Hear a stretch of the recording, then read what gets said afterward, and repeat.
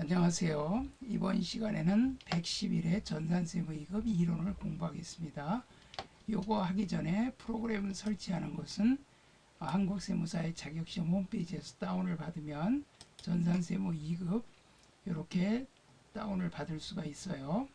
그러면 요 A형으로 지금 문제를 이렇게 열었고요. 그 다음에 이 수업용 데이터를 이렇게 하면 여기 설치 안내를 누르면 임시수험 번호니까 이겁니다. 이거 하고 임시수험 번호하고 그 다음에 감독관 확인 번호는 요거 1001번이죠. 그럼 이제 이것이 요 분홍색 과일을 더블 클릭을 하면 이제 이렇게 열립니다. 그럼 이렇게 열리면 임시수험 번호, 시험장에서는 여러분 수험 번호 하면 되겠죠. 그러면 이제 아무개시다 자기 이름 이제 입력하면 되고요. 자, 그리고 이제 이렇게 요 화면이 열립니다. 그럼 시험 문제가 A형인지 B형인지 체크하고 감독관 확인 번호는 시험 시작할 때 칠판에 적어줍니다. 감독관이. 그러면 요걸 입력하면 이제 시험 시작하는 겁니다. 그래서 로그인을 하면 이제 열립니다. 이렇게 로그인해서 이제 여기다가 실기 입력하고 이론 문제는 이론 문제는 시험지는 가져 나올 수 있으니까 이 시험지에다 체크했다가 실기 다 입력하고 그 다음에 여기 이제 클릭해서 닫기 버튼을 누르면 됩니다. 이 실기를 먼저 하든 이걸 먼저 하든 상관없는데 이론에서 시간을 너무 많이 잡아먹으면 시간이 모자랄 수 있으니까 이론에서는 답이 보이는 확실한 것들만 먼저 여기 시험지에다가 답을 체크를 하시고 확실히 알겠다는 것만, 그리고 나서 실기 다 입력하고 이론제 안 풀었던 것들 풀고 여기다 하면 됩니다. 세무 2급은 시간이 모자르진 않을 거예요. 1시간 반이니까. 자, 그리고 시험 시작은 12시 반인데 12시까지는 입시를 해야 됩니다. 그래야 그 USB를 나눠줍니다. 꼬리표 달린 USB. 그러면 그 USB에 이름, 수험번호, 문제이용 적고 감독관 확인 번호는 나중에 낼 때 적고 그 USB를 컴퓨터에 꽂아가서 USB를 열면 아까 그런 파일이 나와서 이렇게 열 수가 있습니다. 자, 그러면 이제 이론 문제를 풀도록 하겠습니다. 다음 중 재무제표의 기본 가정에 대해서 재무제표의 기본 가정 설명으로 가장 옳은 것은, 자, 여기에 요 3번을 보시면 기업 실체의 가정은 기업 실체를 소유주와는 독립적으로 보아 기업의 자산과 소유주의 자산을 분리하여 인식해야 한다는 가정이다.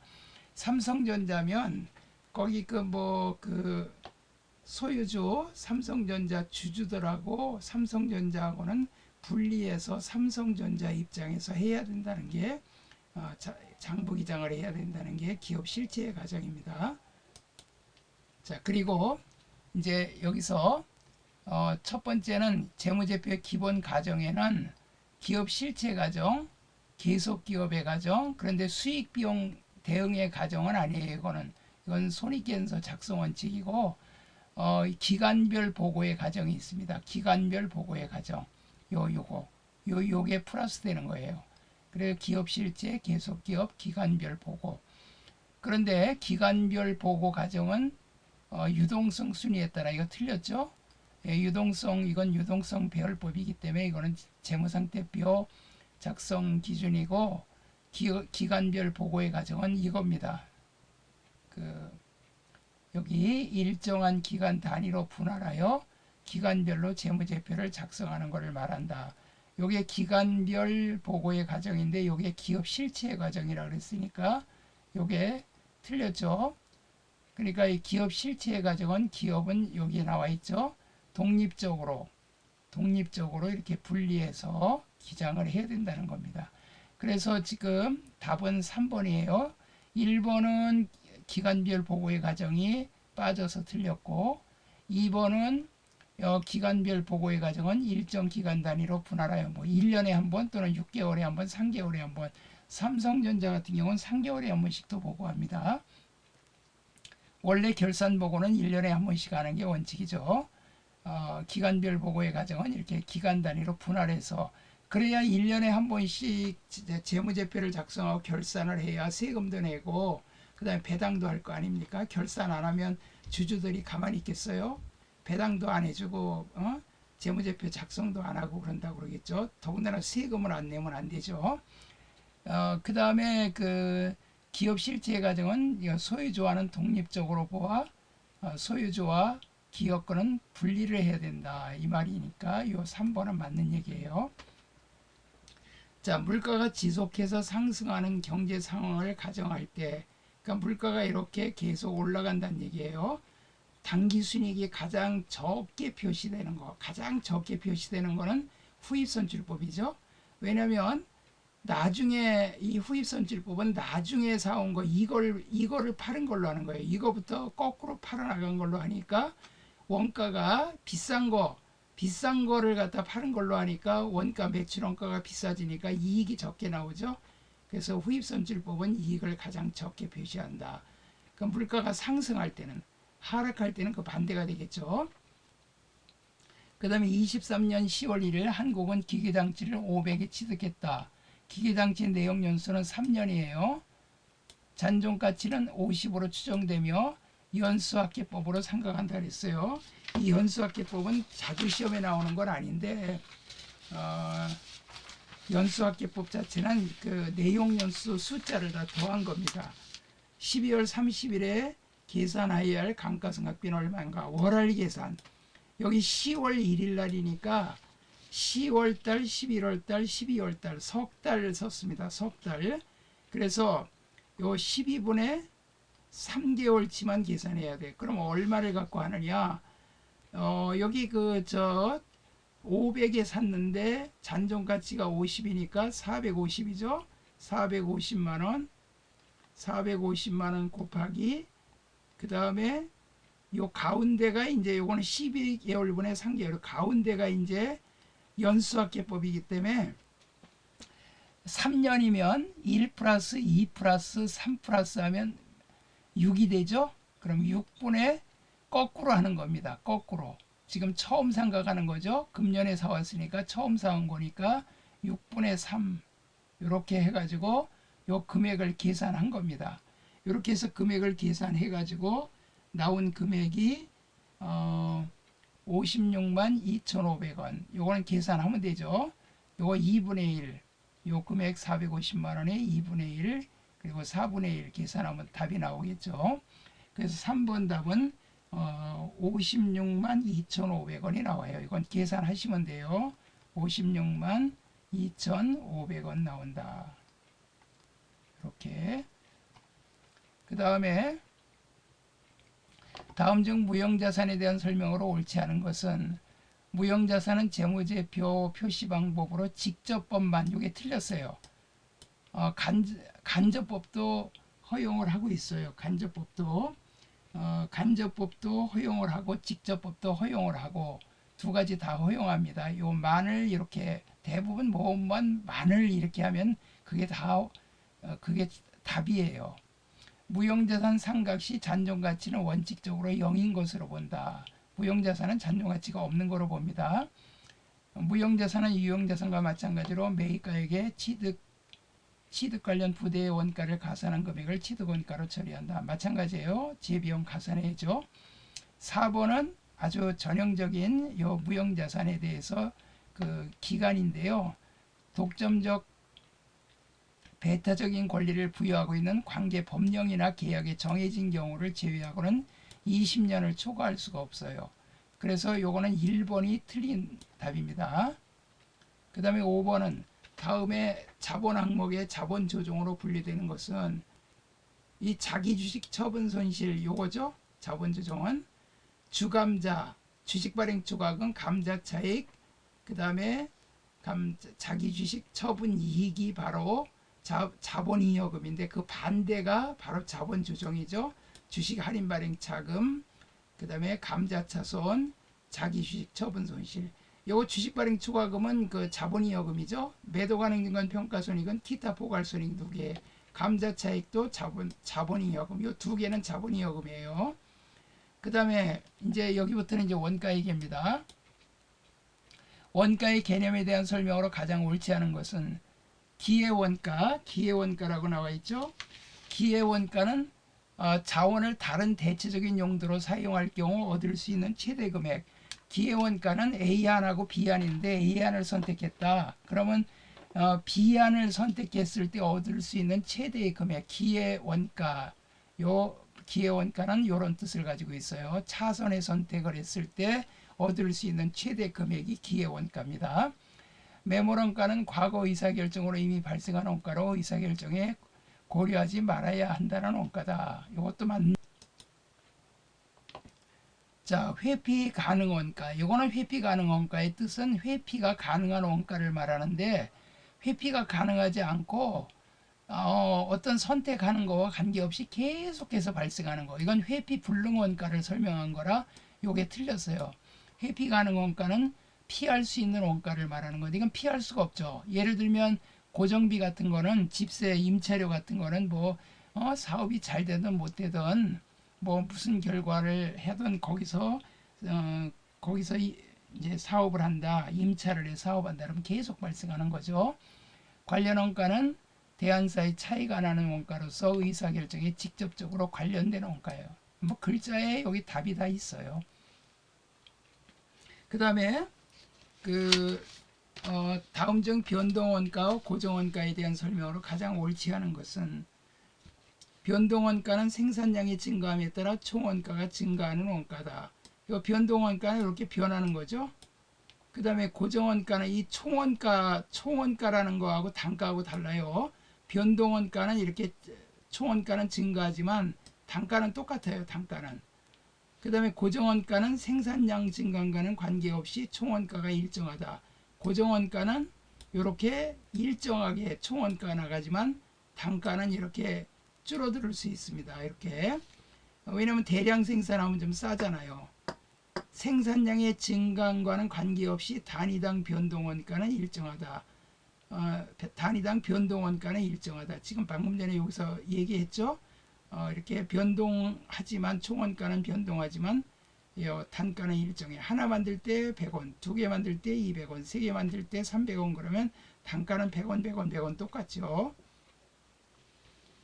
그 다음에 생산량의 증가과는 관계없이 제품 단위당 고정원가는 일정하다.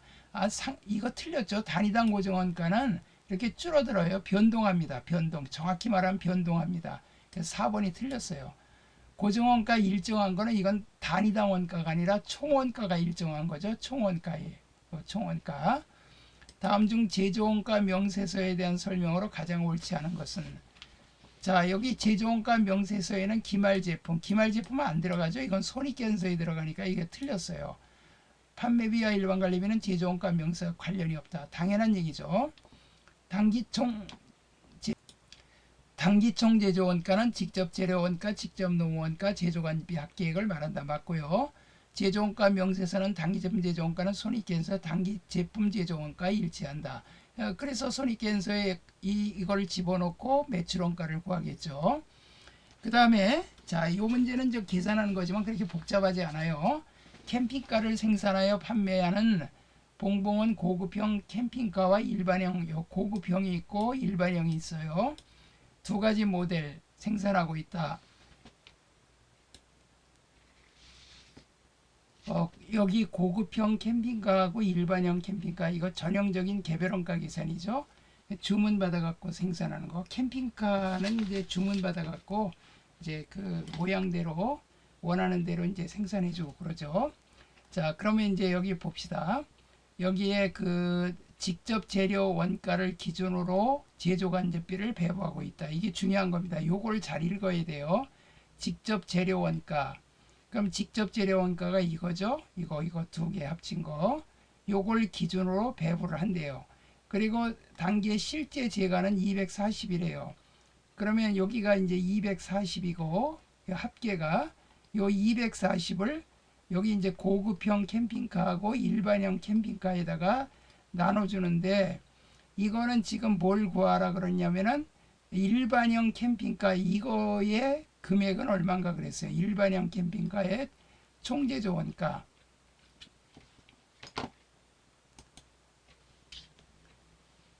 자, 여기서 제조간접비가 240입니다. 총액이 240만 원인데 직접 재료원가 기준이니까 300만 원분의 180, 300만 원분의 120. 그래서 240만 원 곱하기 300만 원분의 120이 바로 요 일반형 캠핑카의 제조간접 배부액이죠. 그래서 요 금액이 96만 원이 여기에 이제 들어가요. 이렇게 96만 원이. 96만 원이. 그러면 이 96만 원은 여기 배부가 됐고 나머지 금액은 이제 300분의 180은 여기 들어가겠죠. 그래서 이 지금 일반형 캠핑카의 그 총제조 단기총 제조 원가는 얼마냐 이렇게 물어봤어요. 이게 세 개. 그러니까 직접 재료, 직접 노무, 그 다음에 이건 제조간접비죠.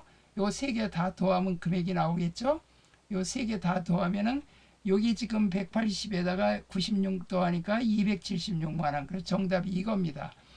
자, 요렇게 해도 되고 이 배부율을 구해도 돼요. 배부율을. 배부율을 구하면 배부율은 요 300 배부 기준 합계분의 재간 합계. 요 300만 원분의 제조간접비가 240이죠. 240. 그러면 이제 여기에 240이니까 240을 나눠주는 거예요. 240으로. 자, 240으로 이거를 나눠줍니다. 그러면 여기에 이제 얼마가 나오냐면 여기에 80%가 나와요. 80%. 그러면 80% 나오니까 여기다가 이게 제조간접 배부율이거든요. 그럼 80% 120에 80%니까 8일은 8, 8일은 16, 96만 원 나온다고요. 그럼 이거 세 개 다 더하면 여기 180에다 90이니까 276만 원 이렇게 구할 수 있는 겁니다. 그러니까 여기서 좀 헷갈리는 게 직접 재료원가인데 직접 재료원가 요 두 개 더한 요 합계 요거분의 120 요렇게 해야 되는데 이걸 잘못 읽어갖고 뭐 직접 노무원가 기준에서 이걸 기준에서 배부하면 안 돼요. 그런데 직접 재료원가, 직접 노무원가도 있지만 직접 원가법을 기준으로 배부한다 그러면 직접 원가법은 이거 더한 거. 요 지금 120하고 60 더하면 180이고 여기는 280이죠.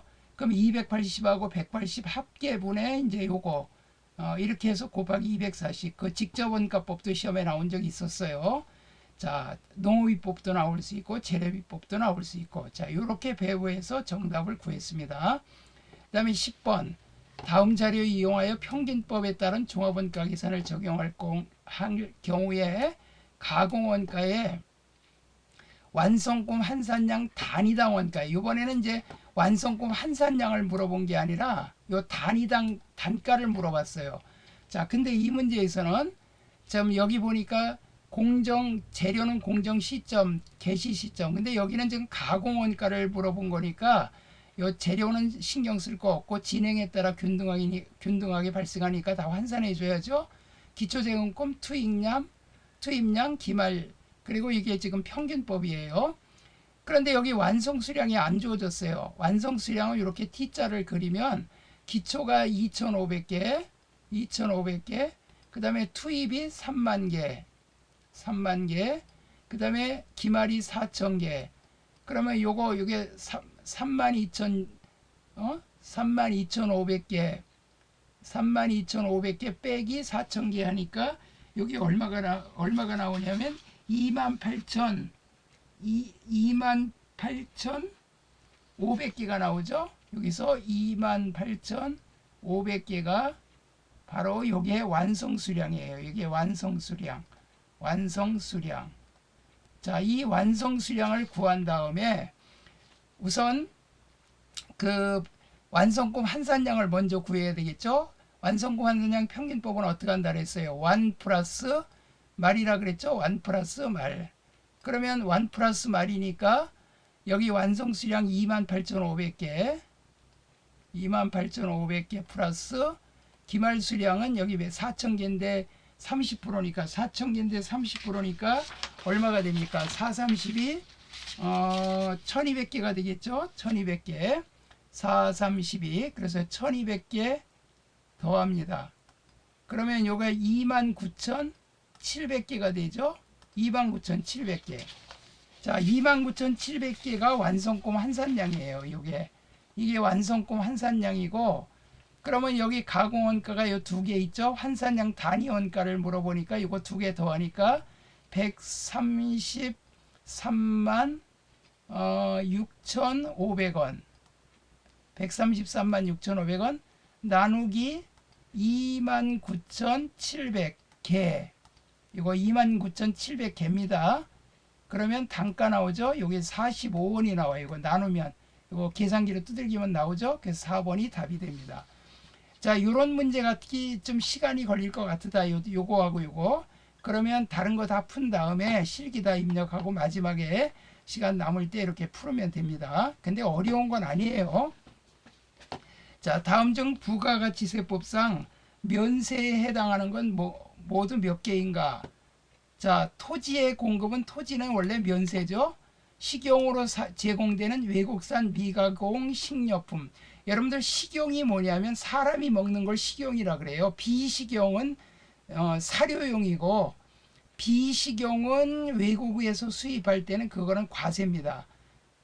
근데 외국에서 사오는 식용은 전부 다 면세예요. 국내 거든 국외 거든 사람이 먹는 건 전부 다 면세입니다.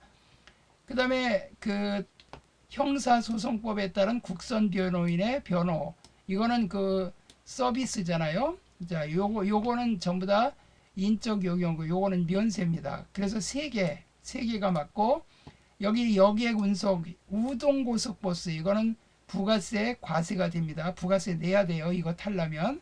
그 다음에 자동차 운전학원하고 댄스학원, 그 무도학원하고, 그 다음에 요 꼴통품 있죠? 요거 세 개, 요거는 과세입니다.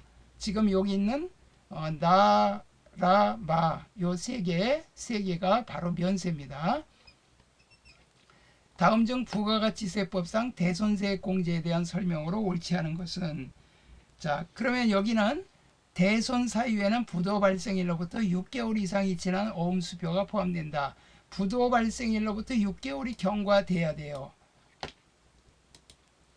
6개월이 경과돼야 되는 이유가 6개월 동안 열심히 니네 받아봐라, 회수해라, 노력을 해라 이거죠. 그러고 나서 확정신고 기간에만 대손세 공제를 해줍니다. 확정신고 기간에만 대손세 공제가 가능해요. 예정신고 기간 때는 안 됩니다. 그런데 회수기일이 6개월 이상 지난 채권 중 채권가액이 30만원 이하인 채권은 대손 사유를 충족한다. 그러니까 30만원 이하의 소액 채권은 부도 발생일로부터 6개월이 아니고 그냥 돈 받기로 한 날로부터 6개월만 지나면 대손세액을 공제해 줍니다. 그래봤자 뭐 3만원이죠. 그 다음에 재화를 공급한 후 공급일로부터 15년이 지난, 이거 틀렸어요. 우리 민법상 일반 채권은 10년입니다. 일반 채권 10년이 지난 후부터 소멸시효가 완성됐기 때문에 더 이상 돈을 받아낼 수가 없어요. 10년이 지나면 못 받으니까 이제 대손 확정 신고 기간까지 대손 사유로 확정되는 경우 이때는 공제를 받을 수 있어요. 왜냐하면 이제 더 이상 못 받으니까 완전히 띠낀 거야. 완전히 띠꼈으니까 이제는 부가세를 공제를 해줘야 맞겠죠. 그래서 요게 틀렸기 때문에 3번이 답이 되고, 대손세액은 대손이 확정된 날이 속하는 과세기간의 매출세액에서 뺄 수 있다. 그러니까 매출세액은 세무서에 낼 건데 거기서 이만큼 빼주고 감면해준다 이 말이에요. 왜냐면 외상값도 띠꼈는데, 외상값 띠껴 손해봤는데 부가가치세까지 내봐요. 억울하잖아요. 그러니까 그거를 아예 이제 세금을 띠낀 거에 대해서는 안 내도 되죠. 근데 나중에 띠꼈다 나중에 다시 받으면 그때 내야 돼요. 그 다음에 다음 중 소득세법상 소득세의 특징으로 가장 옳은 것은, 자, 가장 옳은 것 그랬어요. 자, 여기 뭐가 이제 옳은 거 고르는 게 이제 뭐가 틀렸나를 잘 봐야죠. 소득세 과세 기간은 사업자 선택에 따라 변경 안 됩니다. 이거는 무조건 1월 1일부터 12월 31일까지예요. 12월 31일까지. 요거는 31일까지 이건 딱 이렇게 정해져 있어요. 중간에 폐업을 하더라도 요 기간은 요 기간 내에 소득으로 이렇게 계산을 해서 소득세를 내야 됩니다. 거주자라는 건 우리나라 국내 사람, 주소가 우리나라에 있는 사람, 납세지는 거주자의 거소지가 아니고 주소지가 원칙이에요. 주소지. 그 사람의 주소지에 세무서에다가 내야 됩니다. 그 다음에 소득세법은 종합과세 제도이므로 거주자의 모든 소득을 합해. 이 모든 말이 틀렸어요. 모든 말이 틀린 이유가, 자, 여러분 아시죠? 그 종합소득, 종합과세 있고, 그 다음에 종합소득이 있고, 양도소득이 있고, 그 다음에 퇴직소득이 있어요. 요거는 별도로 하는 겁니다. 양도와 퇴직은 요건 분류과세라 그래서 완전히 이거는 종자가 달라. 이건 부동산 양도하는 거나 퇴직하는 건 자주 생기는 게 아니잖아요. 그러면 종합과세는 2배사 근연기, 2배사 근연기, 이자소득, 배당소득, 사업소득, 근로소득, 연금소득, 기타소득 이것만 합산해서 과세합니다. 그런데 대신 분리과세 한 거 있죠. 분리과세로 종결된 거 그거는 합산하지 않습니다. 그러면 여기 지금 다 틀렸네요. 그 다음에 소득세는 개인별 소득을 기준으로 과세하는 개인과세단이다. 자, 이거 맞아요. 4번은. 자, 부부가 같이 돈을 벌어. 부부가 돈을 벌면 이 사람 따로 소득세, 이 사람 따로 소득세, 각각 소득세를 내야지. 이 사람 각각 소득세 내야지. 이 사람 두 사람을 합쳐가지고 소득세를 내질 않아요. 합쳐서 소득세 내는 거는요, 부동산 소득, 부동산 종합 부동산세라든가 이런 거, 지방세, 그 다음에 뭐 재산세 같은 거, 이런 거는 이제 부부 합산 이렇게 해서 하지만 이거는 소득세는 각자입니다. 각자 소득공제 받고 각자 이렇게 해당되는 세금만 내면 됩니다. 그 다음에 거주자 김민재 씨의 소득이 다음과 같을 경우 종합소득세는 얼마인가 그랬어요. 이자 소득 금액은 모두 국내은행의 정기예금 이자다. 그러면 여기서 종합소득은 아까 2배사 근연기라 그랬죠. 양도소득은 완전히 별개예요. 이거는 부동산 양도하는 거는 자주 생기는 게 아니죠. 맨날 부동산 샀다 팔았다 하는 사람은 부동산 매매업이기 때문에 그거는 사업소득이에요. 그런 사람은. 근데 이거 양도소득이라고 하는 것은 어쩌다가 생기는 일반 양도, 부동산 양도, 토지나 뭐 건물 팔아서 생기는 소득이에요. 그 다음에 퇴직도 뭐 맨날 퇴직하는 게 아니잖아요. 그냥 오래 근무하다가 퇴직하는 거라 이거는 가끔 생기는 거예요. 그래서 이걸 분류과세, 이걸 제외하고 근로소득하고 이자소득, 아까 2배사 근연기 그랬었죠. 그러니까 요거 두 개 더하면 돼요. 요거 두 개. 그러니까 5,200만 원. 요 2,200과 3,000을 더하면 5,200만 원 되죠. 그 다음에 15번은 조금 까다로운 문제예요.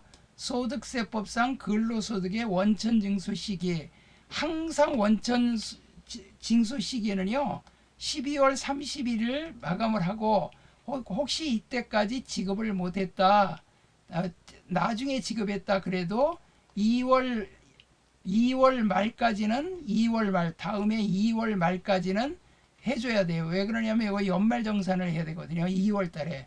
그래서 3월 10일까지 연말정산한 거를 보고 해야 돼요. 그래서 여기 보니까 2023년 11월 기속소득을 12월 30일에 지급한 경우는 12월 말일, 뭐 당연한 거죠. 12월 달 거 12월 달.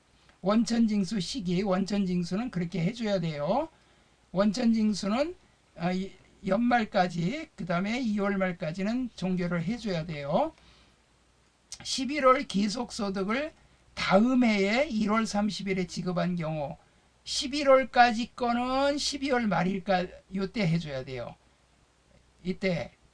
그러니까 이거는 12월 말일 날 해줘야 돼. 1월 말이 아니라 12월 31일 날 해줘야 됩니다. 그래서 2번이 틀렸어요.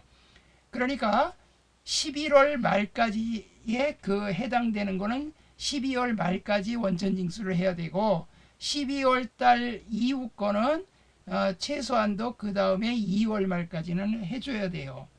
12월 기속근로소득을 1월 30일에 지급하면 뭐 2월 내로 해야 되니까 뭐 1월 말일 날 해주면 되겠죠. 그 다음에 12월 근로소득을 3월 30일에 지급했다. 그랬다고 3월 말이라 하면 안 돼요. 2월 말에 연말정산을 해야 되기 때문에 원천징수할 건 다 해줘야 돼요.